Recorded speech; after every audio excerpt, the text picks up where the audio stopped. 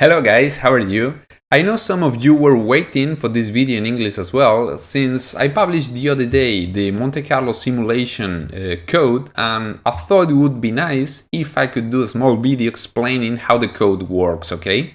I'm not gonna go too much into detail about the calculations and stuff like that. It's mostly for you to be able to understand the code, to be able to apply it and to use it, okay? The code I published the other day is this one here. So let me see. You will be able to see on GitHub, but it's the one that you are basically simulating the stock or an asset into the future, okay? The price movement into the future. So where can you get it from? You can go on my website. So it'll be either here at the bottom, is this one here, or the portfolio where you will see all the content I'm preparing, okay?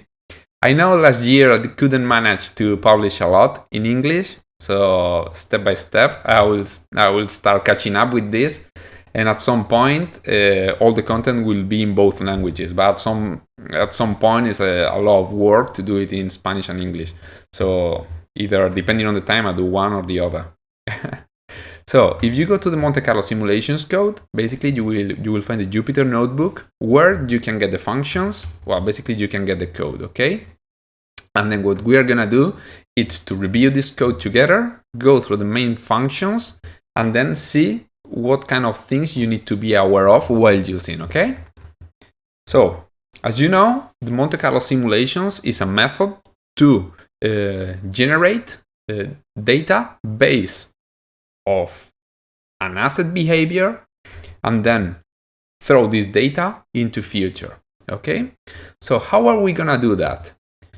So what my idea was to do a small code where it's easy understandable for everyone and very easy to follow, okay? So first step, what we are gonna do, we are gonna need, it's, since we are working with data, basic market data, we will need the NumPy library, pandas for data frames. At the end, I'll show you. Y-Finance for data retrieval if you're using free data sources, or pandas data reader, which is kind of the same. And datetime, okay? Since we will be working with dates and data frames on the very last step. Okay, actually dates, we will need it a little bit earlier, but it's not a big issue. Then, how are we gonna get the data? So, this code will work based on three main functions, okay? Those functions are gonna be, we're gonna receive the data using getStockData. We are gonna perform a simulation using this Monte Carlo simulation function. And then after that, what we are gonna do, my idea was to visualize this data, okay? And finally, to be able to convert into a pandas data frame for those people who are using data frames as a main source of structure, okay? So, first of all, what are we doing? We are passing a ticker and starting date, and then the function is going to try to download the data from Y-Finance. In case Y-Finance is under maintenance or we are not receiving the data, try on pandas data reader, which at the end of the day is retrieving from Yahoo as well, okay? If you want to use any other data source, that's your main place to work on, okay? Once we retrieve the data, we will get the returns in a logarithmic way. We will basically, clean the first. Then we will get mu, which is the mean. We will get sigma for the volatility. And we will get the initial price. We don't need the whole data frame, okay?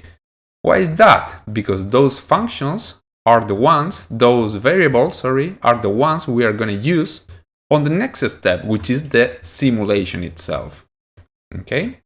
So for the simulation, there are two things. There are actually three things we need to be aware of. First of all, how big we want our simulation, how far in time, and how many paths we want to create. Second, we will need to to know which features this simulation is going to have, which variables, which volatility, which mean, etc., etc. Okay, so depending on those, the behavior will change. Okay, then the initial price, which is the point at where we are going to start the simulation, which for our data retrieval is going to be the last available price, and then the diffusion type, okay, which in this case is by default geometric Brownian motion, but you can use jump diffusion as well. Main difference between both is geometric Brownian motion will look like a more continuous way of moving the data, something like this, whereas jump diffusion, you'll find these kind of jumps, okay, which it could be more similar to an intraday asset movement, to a not very liquid asset movement, or etc., etc. Okay, I'm not gonna go very in depth into that, apart from watching it here on the code. Okay, so once we know which kind of simulation are we going to perform, where is going to start, which volatility are we gonna pass through, which mean how many time steps, and then how many paths we want to do, it's time for us to set up the environment. Okay, so to set up this environment, first of all, we need to create an empty matrix, okay, empty array, where we are gonna have the simulations and the time steps. After that, we are gonna say to the program that our first initial price, so the starting point for all this matrix, is gonna be our initial price, and then we need to divide the time structure. Okay, once this is settled, we will select our diffusion type, so either geometric Brownian motion or jump diffusion. If we are gonna go for geometric Brownian motion, as you will be able to see here, that's the formula for the geometric Brownian motion, and this one here is the formula for the jump diffusion. Okay, those are the more quantitative or technical aspects of the code. This one basically is the ones that they are going to generate the returns for the to add on top of the previous price. Okay, once this is performed, it will return an array, a matrix with a lot of paths and prices. Okay, you will see. Finally, once we got this matrix, the only thing to do left is to generate the visualization. Okay, on this one I put a small value at risk since we got all the distribution, so we can just use the percentiles, and you will see in a minute. Then step 2, we got all defined. The only thing to do left is saying how long for and which ticker we want to get. Okay, that's for the stock, for the function, for the data retrieval function. And then this is the number of simulation and time steps. Let's say 1,000 simulations over 250 days using geometric Brownian motion. So we pass the variables.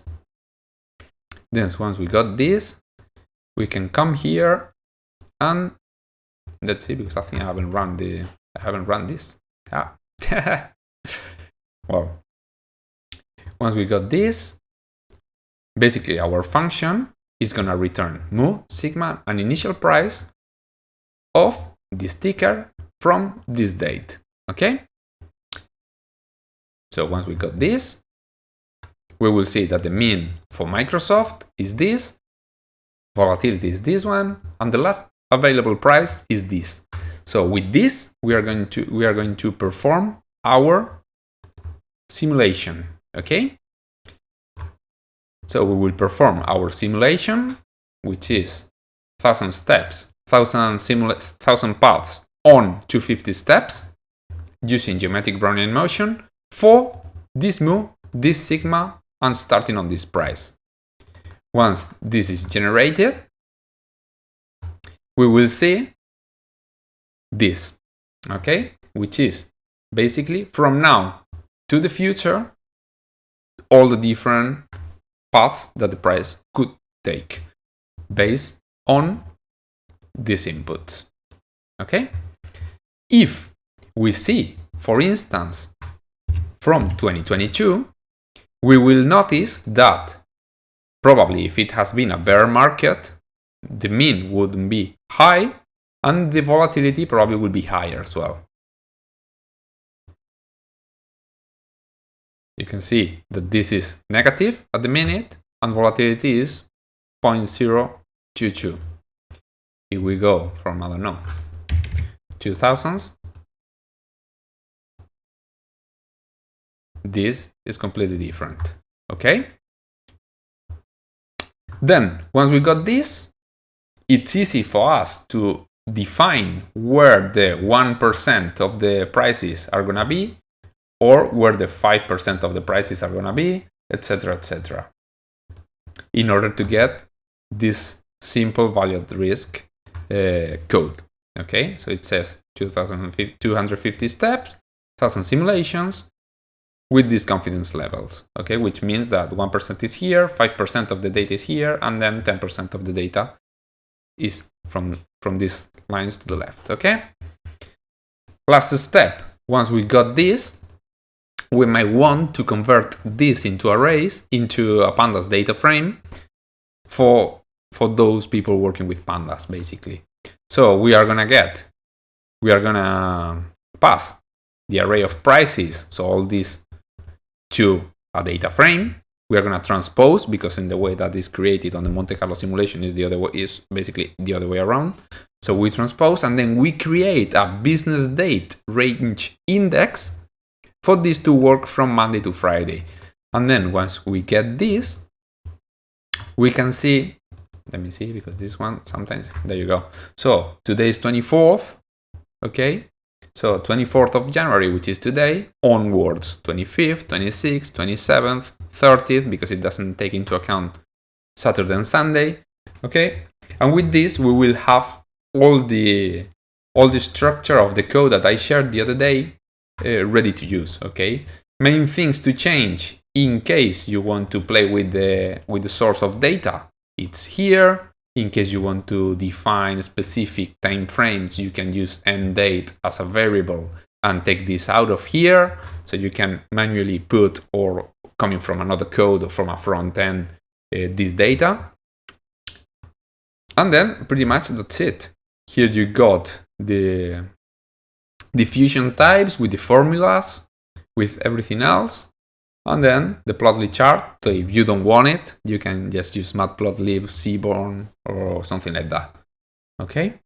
So hopefully with this small video, the code, it's easier to understand, because at the end, sometimes what happens is that when we are coding, we do in our own way, and at the end, if someone else wants to use it, it's like, okay, but what's this doing, or what the other thing is doing? So hopefully it's clear with this. And then, yeah, if you got any question, just let me know and I'll be happy to answer. Okay. Hopefully I will be adding more English content soon in terms of videos, because at the end, as you've seen, the website, it's in English, but yeah, that's the idea. Okay. To be able to add more content in English on video as well. Okay. So have a nice day, guys. Use it. If you got any question, just let me know. Okay. Bye. Have a good day.